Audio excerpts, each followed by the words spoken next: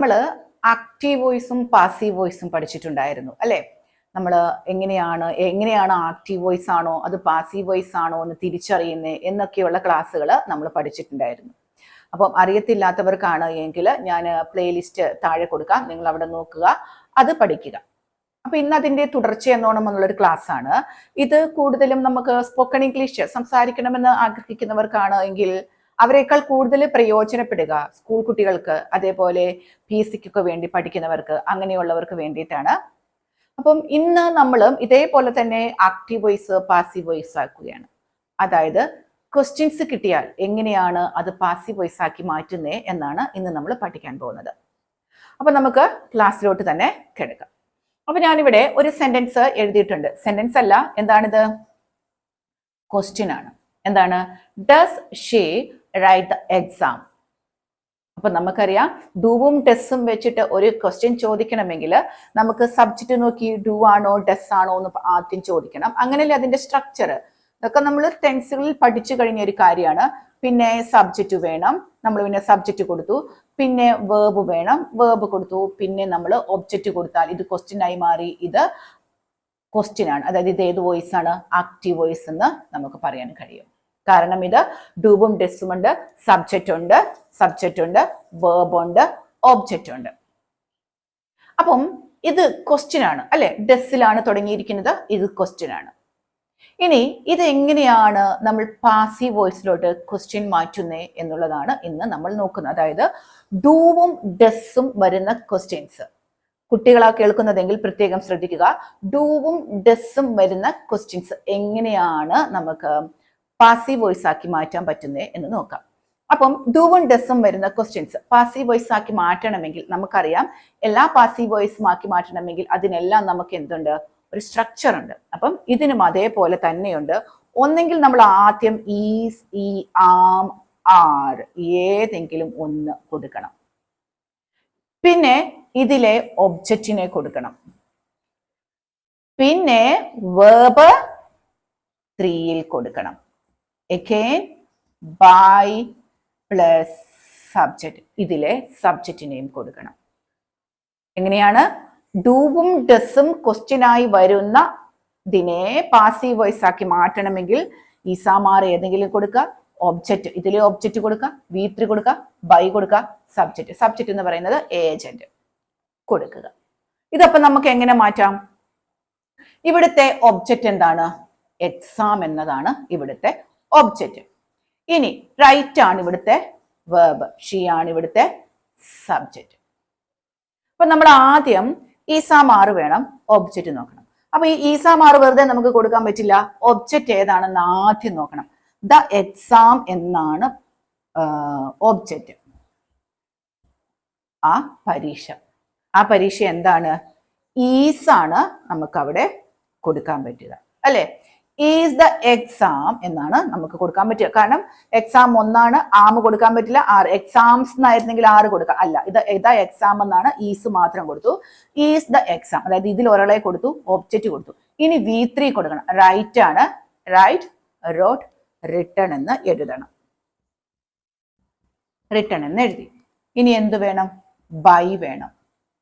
ഇനി എന്ത് വേണം? ഇവിടുത്തെ സബ്ജക്റ്റ്. ഇത് ഇവിടെ സബ്ജക്റ്റ് ഷീ ആണ്. ഞാൻ കഴിഞ്ഞ ആക്റ്റീവ് വോയിസും പാസീവ് വോയിസും എടുത്തപ്പോൾ തന്നെ പറഞ്ഞിട്ടുണ്ടായിരുന്നു, ഇത് നമുക്ക് ഷീ എന്ന് എഴുതാൻ പറ്റത്തില്ല. എന്തെന്ന് എഴുതാൻ പറ്റത്തുള്ളൂ? ഹർ എന്ന് എഴുതാൻ പറ്റത്തുള്ളൂ.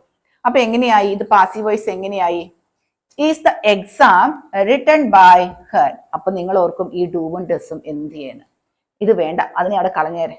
നമുക്ക് പാസീവ് വോയിസ് ആക്കാൻ അവരെ വേണ്ട, അതിനെ അവിടെ കളഞ്ഞേരെ എന്ന് കുട്ടികൾ ഓർക്കുക. എങ്ങനെ എഴുതണം?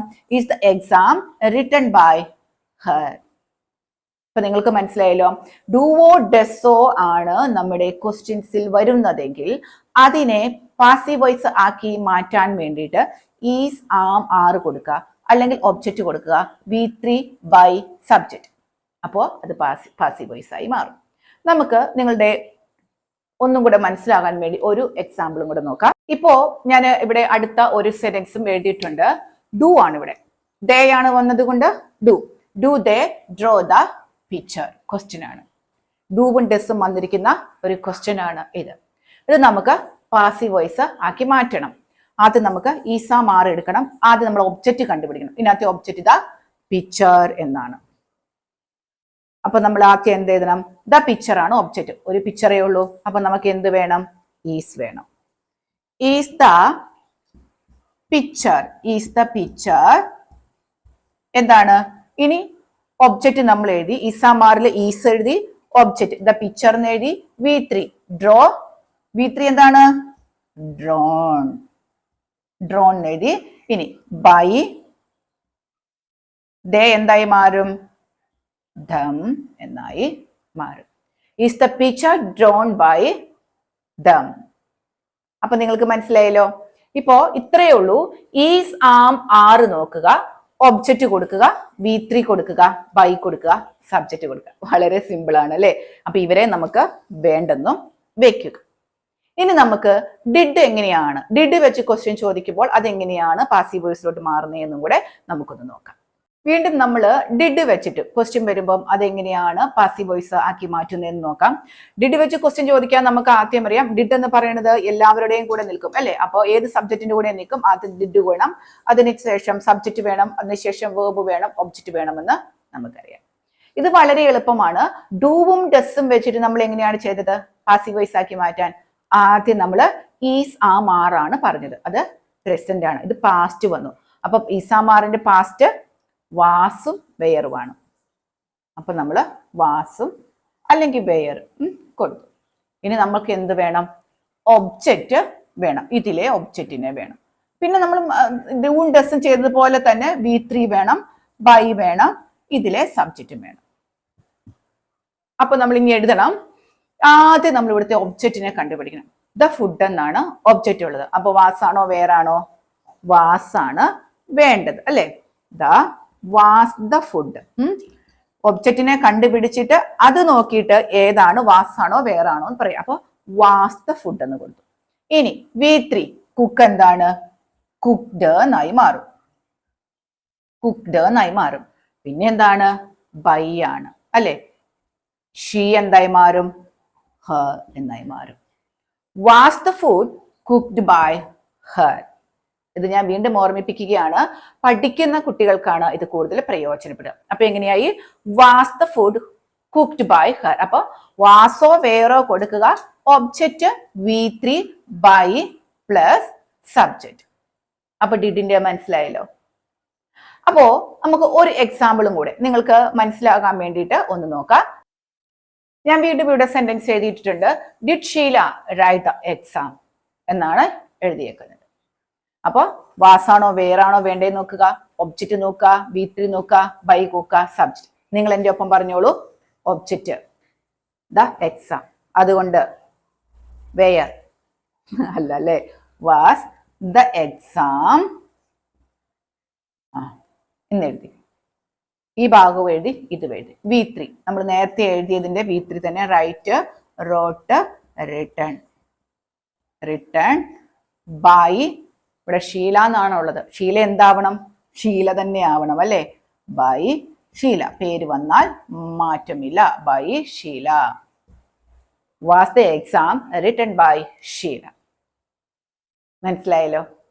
ഡൂവും ഡസും ക്വസ്റ്റ്യൻ വന്നാൽ എങ്ങനെ അത് പാസീവ് വോയിസ് ആക്കണം, ഡിഡ് എങ്ങനെ ക്വസ്റ്റ്യൻ വന്നാൽ പാസീവ് വോയിസ് ആക്കണം എന്ന് നമ്മൾ പഠിച്ചു. ഇവിടെ ഡിഡ് എന്താ? നമുക്ക് വേണ്ട, കളഞ്ഞേരെ ഡിഡിനെ പാസീവ് വോയിസ് ആക്കുമ്പോ അല്ലെ? പോട്ടെ, അത് നമുക്ക് വേണ്ട. അപ്പൊ നിങ്ങൾക്ക് മനസ്സിലായല്ലോ. ഇനി നമുക്ക് അടുത്ത ദിവസം അടുത്ത ക്വസ്റ്റ്യൻസിനെ ഒക്കെ നോക്കാം. കാര്യം ഇതൊക്കെ കേൾക്കുമ്പോൾ മനസ്സിലാക്കിയെടുക്കാൻ ഇത്തിരി ബുദ്ധിമുട്ടാണ്.